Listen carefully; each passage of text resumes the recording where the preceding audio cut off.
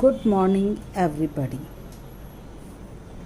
कल हमने प्रोटीन विषय पर डिस्कशन किया था। कल हमने प्रोटीन की रासायनिक संरचना, प्रोटीन का वर्गीकरण देखा।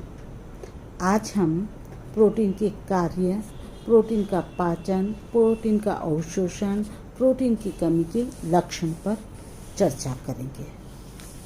सर्वप्रथम प्रोटीन के कार्यों की चर्चा करते हैं। प्रोटीन हमारे आहार में बहुत महत्वपूर्ण होता है और ये हमारे शरीर में कई कार्यों का संपादन करता है। प्रोटीन का सर्वप्रथम कार्य शरीर की वृद्धि और विकास करना है।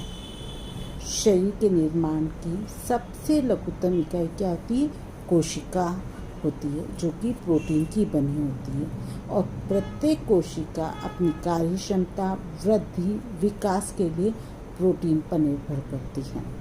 कोशिकाओं से ही ऊतकों का निर्माण होता है। ऊतक ही मिलकर अंग बनाते हैं और कई अंगों के मिलने से अंग तंत्रों का निर्माण होता है।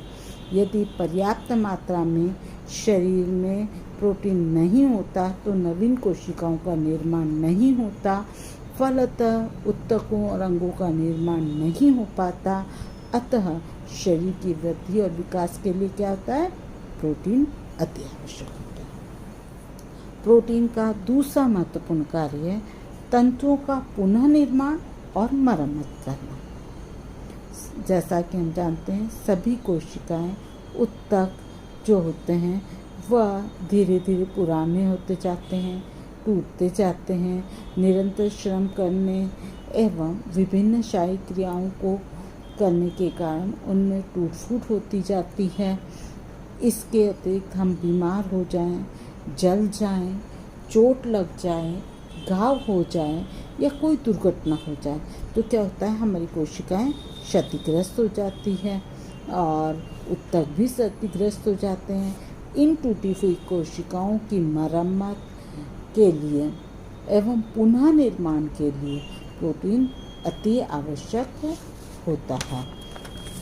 तीसरा प्रोटीन का महत्वपूर्ण कार्य है शरीर की विभिन्न क्रियाओं का नियमन करना या नियमित करना। इसमें क्या होता है? ये कई क्रियाएं ऐसी है जो हमारे शरीर में संपादित होती हैं और इनको रेगुलेट करने के लिए प्रोटीन आवश्यक होता है।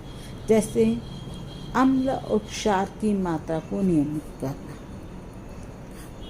जब हमारे शरीर में कभी अम्ल और क्षार की मात्रा अधिक हो जाए, कम हो जाए, तो ऐसी स्थिति में प्रोटीन बफर की तरह कार्य करता है और अम्ल और क्षार की मात्रा को संतुलित करता है। हार्मोन्स का निर्माण करना। प्रोटीन हार्मोन के निर्माण के लिए आवश्यक होते हैं और यही हार्मोन हमारे शरीर की विभिन्न गतिविधियों को नियमित एवं नियंत्रित करते हैं। फिर है एंजाइम्स का निर्माण करना। हार्मोन की तरह ही एंजाइम्स भी प्रोटीन के बने होते हैं और प्रोटीन एंजाइम्स का निर्माण करते हैं और एंजाइम्स विभिन्न क्रियाओं का संपादन करते हैं, जैसे भोजन का पाचन करना, ऑक्सीडेशन करना, चयापचय करना आदि। एंटीबॉडीज के निर्माण के लिए भी प्रोटीन की आवश्यकता होती है। ये एंटीबॉडीज शरीर में रोगों से लड़ने की क्षमता प्रदान करती है। एंटीबॉडीज का निर्माण भी किससे हो रहा है? प्रोटीन से हो रहा है। प्रोटीन अगर हमारे शरीर में कम हो जाए तो एंटीबॉडीज का निर्माण नहीं हो पाता और हमें रोगों से लड़ने की क्षमता भी, हमारे में रोगों से लड़ने की क्षमता भी क्या हो जाती है? कम हो जाती है। फिर जल का संतुलन बनाए रखने के लिए प्रोटीन की कमी से हमारे शरीर में जल की मात्रा बढ़ जाती है। प्रोटीन हमारे शरीर में रसाकर्षण दबाव या ऑस्मोटिक प्रेशर पैदा करते हैं, जिसकी वजह से शरीर में जल का संतुलन बना रहता है। मांसपेशियों के संकुचन के लिए भी प्रोटीन की आवश्यकता होती है। मांसपेशियों के संकुचन के लिए मायोसिन और एक्टिन अनिवार्य होता है। मायोसिन और एक्टिन का निर्माण प्रोटीन के द्वारा ही होता है। फिर अपन देखते हैं विटामिन्स के निर्माण में ये प्रिकर्सर के रूप में भी काम आता है। कुछ एमिनो अम्ल शरीर में विटामिन के निर्माण में पूर्ववर्ती या प्रिकर्सर के रूप में भाग लेते हैं। कोलिन के निर्माण के लिए मिथ्योनिन एमिनो एसिड्स की आवश्यकता होती है। बी कॉम्प्लेक्स समूह में नाइसिन विटामिन के निर्माण के लिए ट्रिप्टोफैन एमिनो एसिड्स की आवश्यकता होती है। सीरोटोनिन के निर्माण के लिए ट्रिप्टोफैन एमिनो एसिड्स की आवश्यकता होती है। इस प्रकार हम देखते हैं कि विटामिन के निर्माण में भी प्रोटीन क्या होता है, सहायक होता है। रक्त का थक्का जमने में भी प्रोटीन अति आवश्यक होता है। प्लाज्मा में फाइब्रोनोजन नामक प्रोटीन पाया जाता है। ये रक्त में उपस्थित फाइब्रोनोजन नामक प्रोटीन थ्रोम्बिन की उपस्थिति में फाइब्रिन प्रोटीन की एक जाल के समान संरचना बनाता है। इसी जाल में रक्त कणिकाएं आकर फंस जाती है और रक्त का थक्का बन जाता है और रक्त बहना बंद हो जाता है। फिर सामान्य दृष्टि के लिए भी प्रोटीन की आवश्यकता होती है। आँखों के दृष्टिपटल जिसे कि रेटिना कहते हैं, कॉन्स और रॉड्स पाए जाते हैं। कॉन्स में आइडोप्सिन और रॉड्स में रोडोप्सिन नामक वर्णक होते हैं। ये वर्णक मंद रोशनी में और रंगों को देखने में क्या करते हैं, मदद करते हैं। रेडोप्सिन और आइडोप्सिन में ऑप्सिन जो होता है वह प्रोटीन के द्वारा निर्मित होता है। अतः आँखों की दृष्टि के लिए भी क्या होता है, प्रोटीन हमें आवश्यक होता है। अब रक्त में उपस्थित स्थानांतरण प्रोटीन क्या होता है, पोषक तत्वों को ऊतकों और कोशिकाओं तक पहुंचाने में भी मदद करते हैं। फिर नेक्स्ट है ऊर्जा प्रदान करने में भी प्रोटीन सहायक होता है। हालांकि प्रोटीन का मुख्य कार्य शरीर का निर्माण करना होता है, लेकिन कार्बोज और वसा की अनुपस्थिति में ये ऊर्जा प्रदान करने का भी कार्य करते हैं। 1 ग्राम प्रोटीन से हमें कितनी कैलोरी मिलती है, 4 कैलोरी मिलती है। अच्छा, इसके अतिरिक्त ये दूध के निर्माण में भी सहायक होते हैं। दूध में प्रोटीन पाया जाता है, इसीलिए कहा जाता है धात्री माता को अधिक मात्रा में प्रोटीन ग्रहण करें। अब हम डिस्कस करते हैं, आया बच्चों प्रोटीन का कार्य। एक बार मैं तुम्हें संक्षिप्त में वापस बता देती हूँ। प्रोटीन हमारे शरीर की वृद्धि एवं विकास करता है, तंतुओं का निर्माण करता है, शरीर में विभिन्न क्रियाओं का संपादन करता है, जैसे विटामिन का निर्माण करना, हार्मोन का निर्माण करना, एंटीबॉडीज़ का निर्माण करना, रक्त का थक्का जमाना, स्थानांतरण प्रोटीन के रूप में भी काम आता है, एंजाइम्स का निर्माण करता है, मांसपेशियों के संकुचन के लिए आवश्यक होता है, जल को संतुलन को नियमित करने के लिए भी आवश्यक होता है, सामान्य दृष्टि के लिए भी प्रोटीन आवश्यक होता है। अब प्रोटीन के कार्यों के पश्चात हम आते हैं। प्रोटीन की अगर हमारे शरीर में कमी हो जाए तो क्या होता है। जैसा कि हम जानते हैं, शरीर की विकास एवं वृद्धि के लिए प्रोटीन आवश्यक है। प्रोटीन का कार्य शरीर में निर्माणात्मक है। ये नए तंतुओं का निर्माण, कोशिकाओं का निर्माण, ऊतकों का निर्माण, टूटे हुए क्षतिग्रस्त कोशिकाओं और तंतुओं की मरम्मत करना। परंतु जब आहार में प्रोटीन नहीं होता तो क्या होता है, शरीर की वृद्धि एवं विकास रुक जाता है, शरीर निर्बल, कमजोर, शक्तिहीन और रोगी हो जाता है। प्रोटीन की कमी से रक्तहीनता, मरासमस, क्वाशियोरकर, अतिसार, सूजन आदि रोग हो जाते हैं।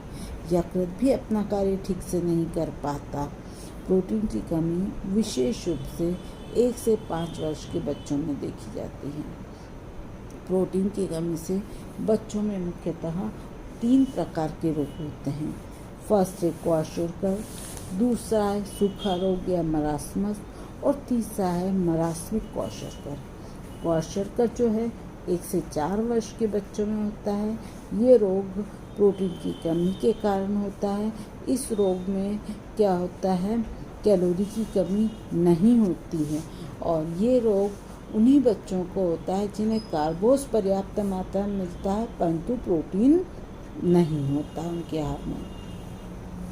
तो क्वाशोरकर से जो पीड़ित बच्चे होते हैं उनमें निम्नलिखित लक्षण दिखाई देते हैं, या हम ये कह सकते हैं उनमें इस प्रकार कई लक्षण दिखाई देते हैं, जैसे उनकी वृद्धि रुक जाती है, शरीर में सूजन आ जाती है, मांसपेशियों का क्षय होने लगता है और मानसिक परिवर्तन अर्थात बच्चों के स्वभाव में उदासीनता, चिड़चिड़ापन आ जाता है, आलसी हो जाते हैं, सुस्त हो जाते हैं, थकावा महसूस करते हैं, रक्तहीनता उनमें दिखाई देने लगती है क्योंकि हीमोग्लोबिन का निर्माण नहीं हो पाता, यकृत में वसा का जमा हो जाता है और फिर त्वचा जो होती है शुष्क हो जाती है, क्रांतिहीन हो जाती है, त्वचा के रंग में परिवर्तन हो जाता है और त्वचा जगह जगह गहरे भूरे रंग के काले चकत्ते दिखाई देने लगते हैं। बाल जो होता है हमारे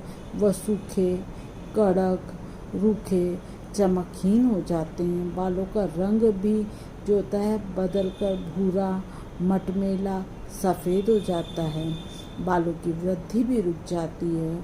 फिर नेक्स्ट है भूख में कमी आ जाती है, उन्हें अतिसार होने लगता है क्योंकि पाचक एंजाइम्स जो होते हैं उनका निर्माण नहीं हो पाता प्रोटीन की कमी से, इसलिए भोजन का डाइजेशन भी ठीक से नहीं हो पाता।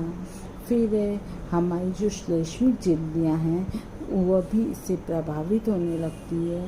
होठ के किनारे कटने और फटने लगते हैं। जो चेहरा होता है वह मून फेस जैसा दिखाई देता है, या उसे ये कहते हैं मून फेस हो जाता है क्योंकि शरीर के तंतुओं में पानी भरने के कारण उसमें सूजन आ जाती है और हाथ, पैर, टांगों के अतिरिक्त सूजन मुंह पर भी हो जाती है, जिसके कारण बच्चे का मुंह चंद्रमा के समान गोल हो जाता है। दांत भी खराब होने लगते हैं।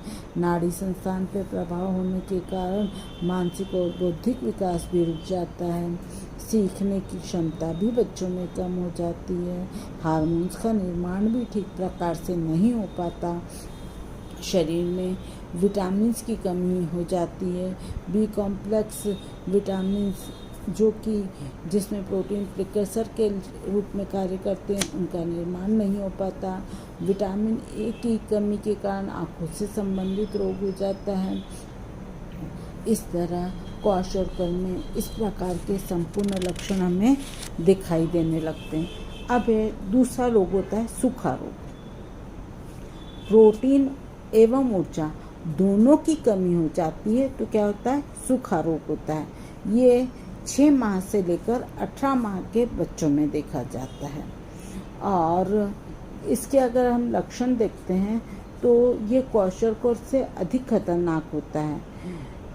इस रोग में क्वाशोरकर की तरह के तो लक्षण दिखाई देते हैं, परंतु क्वाशोरकर मरासमस में मुख्य ये है कि इसमें सूजन नहीं होती, वजन तो कम हो जाता है, लंबाई में वृद्धि नहीं होती है, यकृत पे वसा का जमाव नहीं होता और त्वचा के नीचे भी वसा की मात्रा नहीं जम पाती। शिशु कारण है कि इसमें क्या होता है, कार्बोहाइड्रेट की भी कमी हो जाती है। शिशु अधिक उम्र के दिखाई देने लगते हैं और आंत्र मार्ग में भी बार बार संक्रमण हो जाता है, जिसके कारण निर्जलीकरण होने लगता है। त्वचा रूखी, सूखी और बेजान होती है। चेहरे में झुर्रियाँ हो जाती है, मांसपेशियों का क्षय होता है और हाथ पैर कमज़ोर और पतले होते हैं, पेट बाहर की तरफ निकल आता है। ये रोग निर्धन बच्चों में अधिक होता है, जिनके आहार में न केवल प्रोटीन की कमी होती है परंतु ऊर्जा की भी कमी होती है। तीसरा इसका रोग देखा जाए तो मरासमिक क्वाशोरकर होता है और ये अविकसित और विकासशील देशों में जहाँ प्रोटीन, ऊर्जा, कुपोषण अधिक होता है, वहाँ के बच्चों में मरासमस और क्वाशरकर दोनों के लक्षण एक साथ दिखाई देते हैं। इस प्रकार हम देखते हैं प्रोटीन की कमी से क्वाशरकर, मरासमस और मरासमिक क्वाशरकर दिखाई देता है। अब हम प्रोटीन के पाचन का डिस्कशन करेंगे। अब प्रोटीन का पाचन हम देखते हैं तो हम सर्वप्रथम देखते हैं कि मुंह में प्रोटीन का पाचन नहीं होता, क्योंकि मुंह में केवल लार होता है जो कि स्टार्च पर क्रिया करता है, उसमें टाइलिन एंजाइम्स होते हैं। प्रोटीन का पाचन मुख्यतः आहार नाल के 3 भागों में होता है, स्टमक, ड्यूडेनम और इलियम, अर्थात अमाशय, पक्वाशय और शेषांत्र। अमाशय में क्या होता है, जठर रस होता है और जठर रस भोजन में मिलता है तो गैस्ट्रिन नामक हार्मोन उत्तेजित होता है। ये हार्मोन्स जो है वह जठर रस को अम्लीय प्रकृति का बनाता है और इसमें हाइड्रोक्लोरिक एसिड और कुछ मात्रा में पेप्सिन और रेनिन होते हैं। जठर रस की उपस्थिति में हाइड्रोक्लोरिक एसिड और रेनिन जो होता है दूध पर क्रिया करता है और उसे दही में कन्वर्ट कर देता है।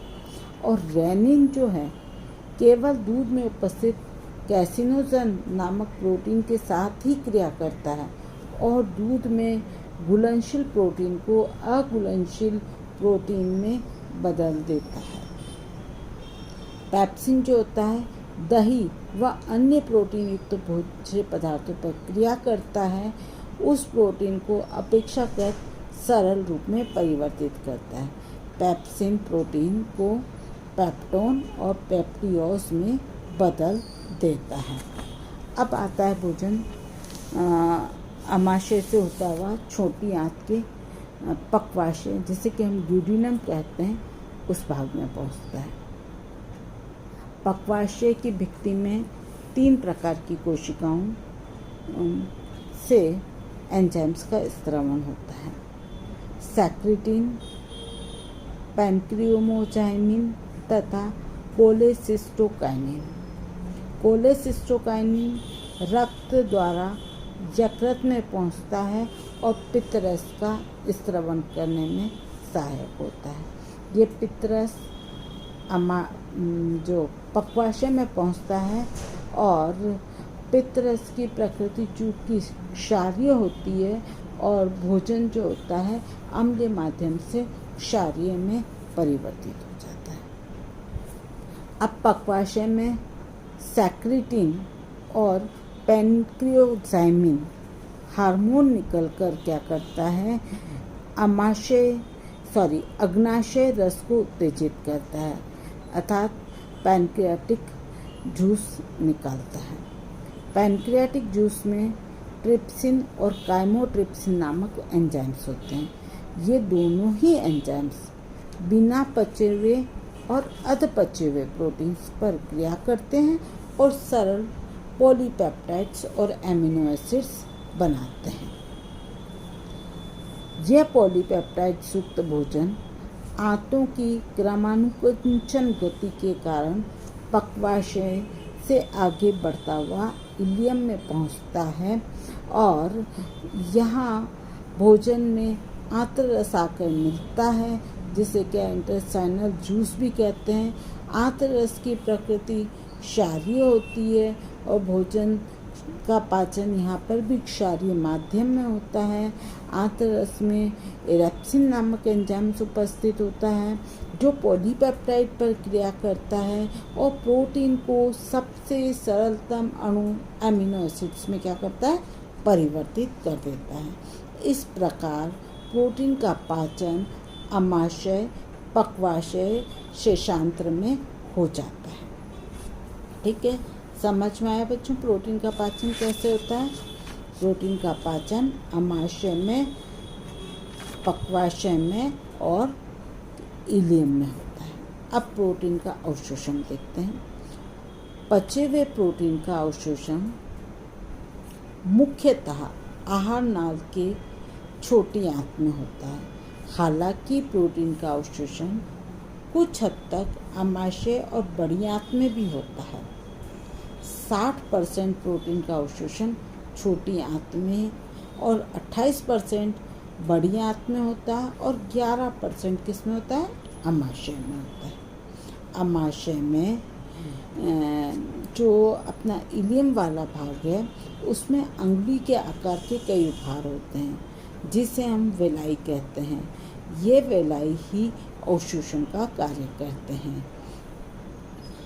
वेलाई अमीनो एसिड का अवशोषण कर लेते हैं और अमीनो एसिड को रक्त में मिलाते हैं और परिसंचरण के माध्यम से पहले ये यकृत में जाता है, फिर विभिन्न कोशों में जाता है और फिर उत्तकों में जाता है। इस तरह प्रोटीन का पाचन अवशोषण संपन्न होता है। आया समझ में? अगर आया है तो थैंक यू।